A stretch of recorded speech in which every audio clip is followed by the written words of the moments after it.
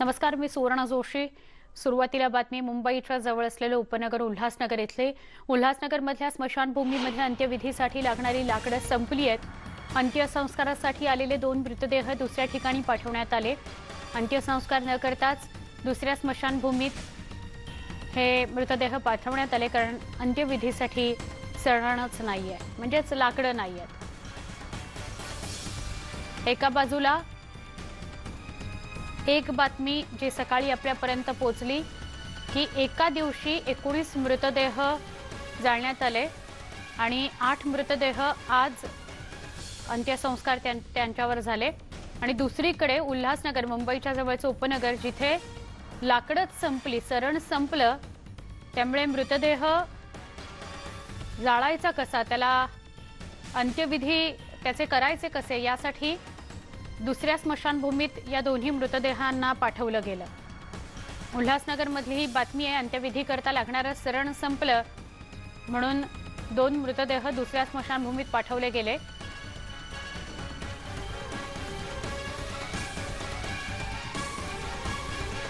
एका बाजूला अंत्यविधीसाठी येणाऱ्या नागरिकांची लूट सुद्धा बघायला मिळतेय। अव्वाच्या सव्वा पैसे आकारले जात आहेत।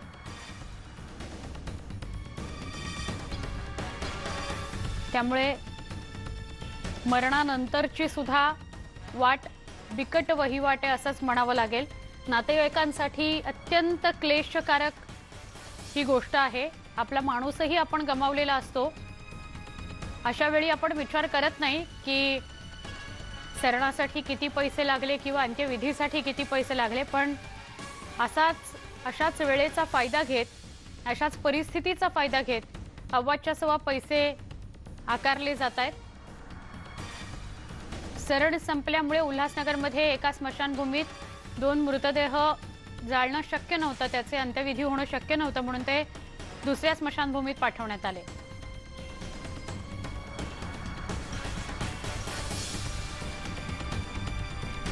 सगळ्या बाजूनी सामान्यांची कोंडी झाली आहे। मेटाकुटीला आहे आधीच आलेला नागरिक कोरोनामुळे, त्यात एखाद्याला कोरोना झाला, एखाद्यानं आपला नातलग, आपलं माणूस गमावलं की त्यानंतर सुद्धा परवड काही थांबत नाही। आपण थेट बोलूया आमचे प्रतिनिधी गणेश गायकवाड यांच्याशी। गणेश, उल्हासनगरमध्ये नेमका हा काय प्रकार घडलाय?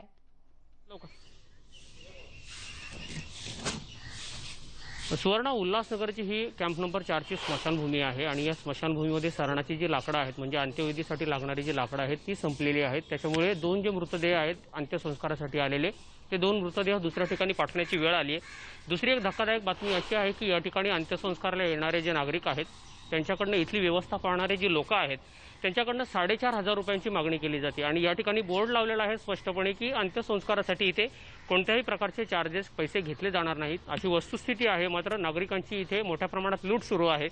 ज्यांनी हा प्रकार समोर आणला ते आपल्यासोबत आहेत, त्यांच्याशी आपण बोलूयात। तुम्ही आल्यानंतर तुम्ही पाहिली इथली सगळी व्यवस्था, काय नागरिकांनी तक्रारी केल्या, आता बोलला तुम्ही त्या संस्थाशी, काय सांगितलं? उल्हासनगर शहरामध्ये 4 स्मशानभूमी आहेत। 4 स्मशानभूमीपैकी 3 स्मशानभूमीची कुठली तक्रार येत नाही, पण या स्मशानभूमीमध्ये वारंवार तक्रारी येतात। लाकडं संपणे, आज कोविडचा काळ आहे, लाकडांचा बंदोबस्त तुम्ही केला पाहिजे। लाकडं मोफत आहेत, तर एक रेट ठरवून दिला पाहिजे, त्या रेटप्रमाणे पैसे मागितले गेले पाहिजेत। नागरिक एक तर हॉस्पिटलसाठी परेशान, व्हेंटिलेटर मिळत नाही, ऑक्सिजन मिळत नाही, तिकडनं परेशान होतो, इथं येतो, माणूस मरतो। स्मशानात आल्यानंतर सुद्धा जर त्रास दिला जात असेल हे प्रशासनाचं अपयश आहे। माझं म्हणणं असं आहे, महानगरपालिका प्रशासनाचं याच्यावर कुठलंही नियंत्रण नाहीये। आम्ही वारंवार तक्रारी करतोय की तुम्ही ट्रस्टवर कारवाई करा, हे कारवाई करत नाहीये। आता ही एकच स्मशानभूमी अशी आहे की जिथं वारंवार तक्रारी आहेत। इथे जर 4 आणि 4,500 रुपये माहितीसाठी मागितले जातात तर अशा वेळेला गरिबाने हे पैसे आणायचे कुठून? तुम्ही आता त्या लोकांशी बोललात, एवढं पैसे तुम्ही का आकारता, काय त्यांच्याकडनं उत्तर मिळाली?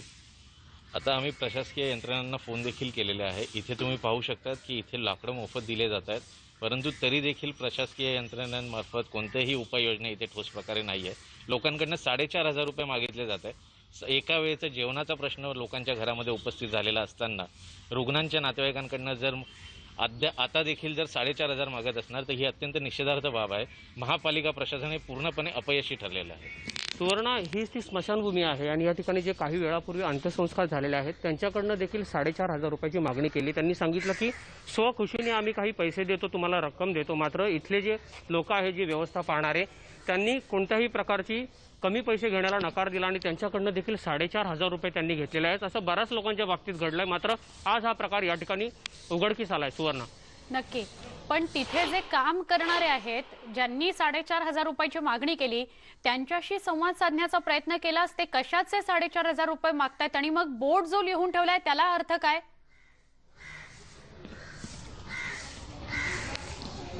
सुवर्ण, आपण स्मशानभूमीत आहोत, ते आहेत आपल्या समोर, बोलायला नकार देत आहेत, मात्र आपण त्यांना विचारूयात की बाबा का अशा प्रकारची नागरिकांची तुम्ही लूट करताय कोरोनाच्या काळामध्ये?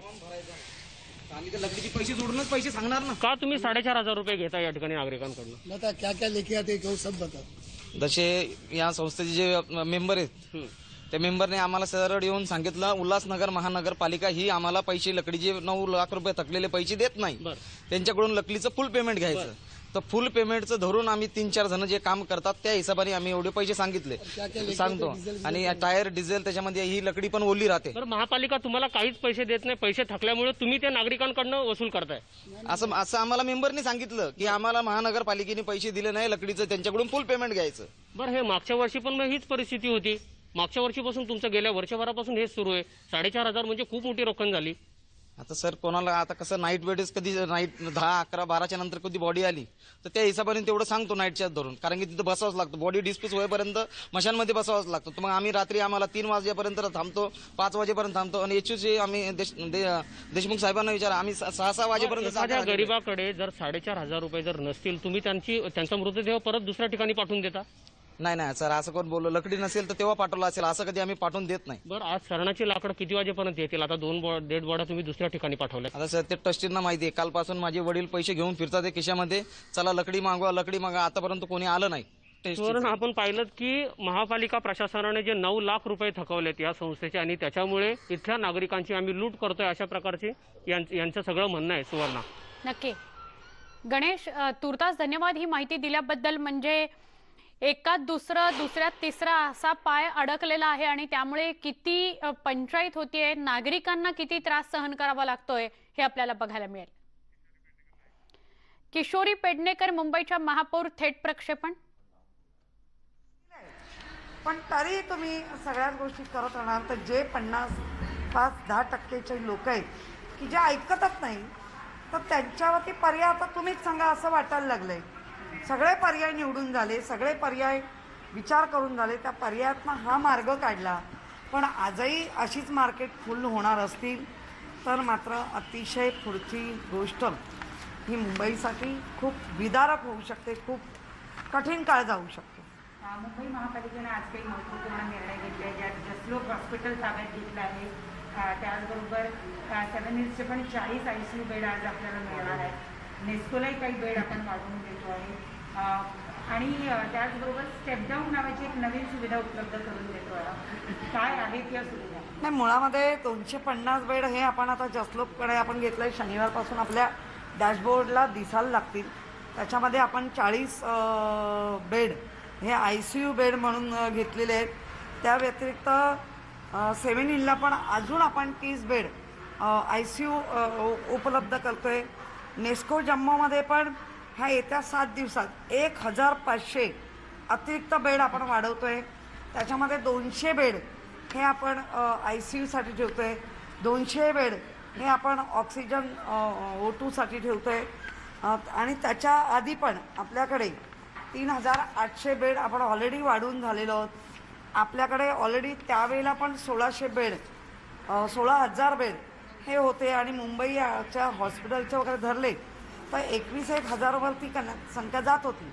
आता आपण सगळ्या हॉस्पिटलमधले म्हणजे आम्ही जेव्हा मुंबई हॉस्पिटलला गेलो तेव्हा त्या लोकांकडनं 150 खाटा आपण मागितल्यात आणि त्या पण येत्या काही दिवसात आपल्याला त्या जुन्या बिल्डिंगमध्ये उपलब्ध करून देत आहे। त्यामुळे अशा सगळीकडनंच आपण आता मागणी मागतोय, पुरवठाही होतोय, पण पुरवठा होत असताना ह्याचा अर्थ असा नव्हे की तासाला पेशंट वाढणं। जरा मुंबईकरांनी काळजी घ्या, खूपच मुंबईमध्ये विदारक दृश्य आहे, ज्याच्या घरात घडतंय त्याला ते कळतंय तर सर्वांनी जरा काळजी घ्या. मॅडम एक नवीन सुविधा स्टेप डाऊन नावाची, म्हणजे आपण खाजगी जे हॉटेल्स आहेत ते पण आता ताब्यात घेतो. काय ती सुविधा असणार आहे आणि तुम्ही असं एका हॉटेलला व्हिजिट पण करता? हो, त्या दोन्ही हॉटेलला मी स्वतः जाणार आहे. 950 बेड असतील, डॉक्टर सहित तिथे उपचार केले जातील. आणि जे रिकव्हरीला आले आणि आता पूर्ण त्यांची रिकव्हरी झाली आहे, पण काही वेळेला रिकव्हरीनंतर 7 दिवस 10 दिवस ठेवावे लागतात, तर तशा लोकांना त्या हॉटेलमध्ये शिफ्ट केलं जाईल. तिथे त्यांच्यावरती लक्ष दिलं जाईल. वेळ प्रसंगी औषधोपचारही केले जातील. त्यामुळे ही सेटडाऊन जी संकल्पना ही खूप चांगली आहे, कारण खाजगी हॉस्पिटलचे बेड रिकव्हरीसाठी म्हणून अडून राहिले जातात. आणि ज्याला खऱ्या अर्थाने बेड पाहिजे, आत्ताच माझ्याकडे सकाळपासून हिंदुजासाठी 10 फोन आले, पण हिंदुजा हॉस्पिटलला पण तीच अवस्था आहे. त्यामुळे रिकव्हरीचे रुग्ण हे हॉटेलला गेले पाहिजे आणि नवीन रुग्ण ज्यांना ऑक्सिजन पाहिजे, कोणाला व्हेंटिलेटर पाहिजे, त्या सगळ्यांना ते बेड उपलब्ध झाले पाहिजे. म्हणून सेटडाऊन ही संकल्पना आहे ती अतिशय चांगली आहे आणि सगळ्यांनी त्याचा लाभ घ्या. मॅडम 2 लाख आपल्याला रेमडेसिवीर पुढच्या 2-3 आठवड्यामध्ये उपलब्ध होणार आहेत असं कळतं, पण त्यावरून आता राजकारण सुरू झालं. भाजपनं आरोप केलेला आहे की हाफकिन्स इन्स्टिट्यूट जर 550 मध्ये रेमडेसिवीर घेत असेल तर आपण त्याच्यासाठी 1500 रुपये का दिले? मुंबई महानगरपालिकेचा हा रेमडेसिवीर घोटाळा आहे असा आरोप किरीट सोमय्या यांनी. नाही, ज्यांना कोणाला आरोप करायचे त्यांना ते करत राहू दे, कारण त्यांच्याकडे दुसरा काही उद्योगच नाही आहे. त्यामुळे त्यांना आरोप करत राहू दे, कारण ते शेवटी विरोधी पक्ष आहेत. त्यांचं काम त्यांना करत राहिलं पाहिजे. आणि त्याबरोबर त्या करत असताना आम्हाला मात्र पहिलं प्राधान्य मुंबईकरांच्या जीवाचं आहे. मुंबईकरांचे जीव वाचले पाहिजे. त्याबरोबर आत्ता जे आरोप होत आहेत याच्यामध्ये निविदा सगळ्यांकडे मागितली होती.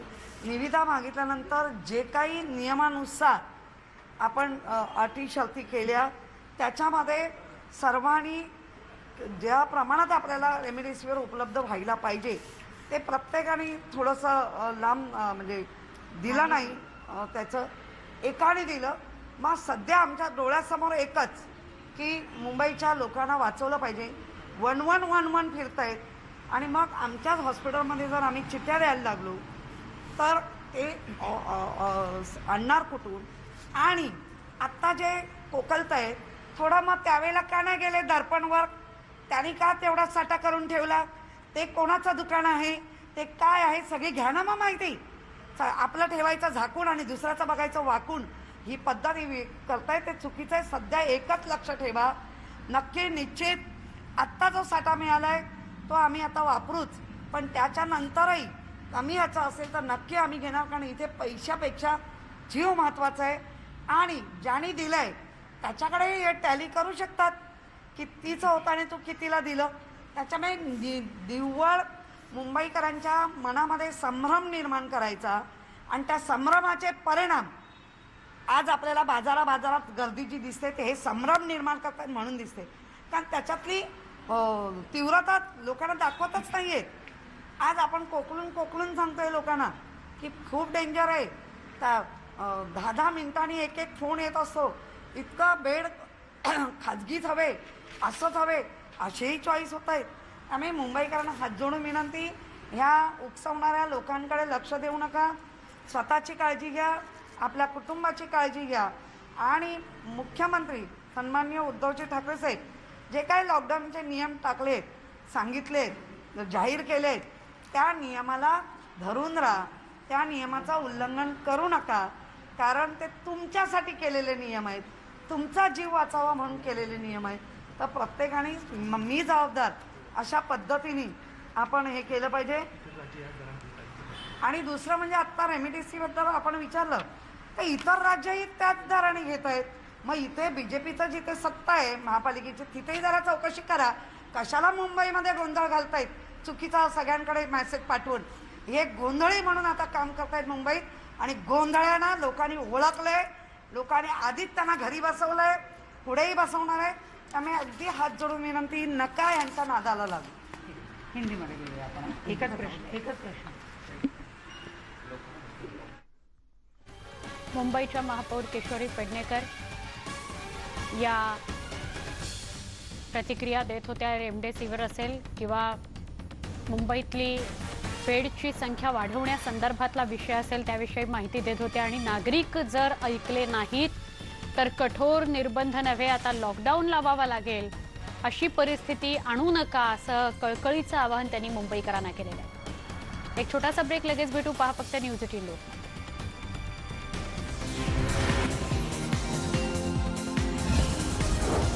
ब्रेक द चेनचा आजचा पहिलाच दिवस आहे. आज दिवसभर तुमच्या शहरावर न्यूज 18 लोकमतची नजर असेल. कुठे पाळली जाते संचारबंदी तर कुठे होतंय नियमांचं उल्लंघन याचा आढावा न्यूज 18 लोकमत दिवसभर घेणार आहे. मुंबईत अनेक ठिकाणी शुकशुकाट बघायला मिळतो आहे. दहिसर चेकनाक्यावर रांग लागलेली होती कारण तिथं चेकिंग सुरू होतं. अत्यावश्यक सेवा वगळता इतर कुणीही जर गाडी घेऊन रिक्षेतून टॅक्सीतून आलं असेल तर त्यांना परत पाठवलं जात होतं. मेडिकल स्टोअर्स वगळले तर सगळे दुकानं बंद आहेत. वाहनांची संख्याही तुरळक आहे. अनेक ठिकाणी कडक पोलीस बंदोबस्त आहे. दहिसर चेकनाक्यावर मात्र चित्र वेगळं होतं. वाहनांची तपासणी सुरू होती त्यामुळे लांबच लांब रांगा लागल्या होत्या. शिवाजी पार्क, दादर, वरळी नाका इथली दृश्य, तिथं मात्र तुरळकच गर्दी होती. शुकशुकाट होता अदरवाईज. यासह बुलेटिनमध्ये इथेच थांबतोय. ताज्या वेगवान बातम्यांसह काही क्षणात पुन्हा भेटूया. पहा फक्त न्यूज 18 लोकमत.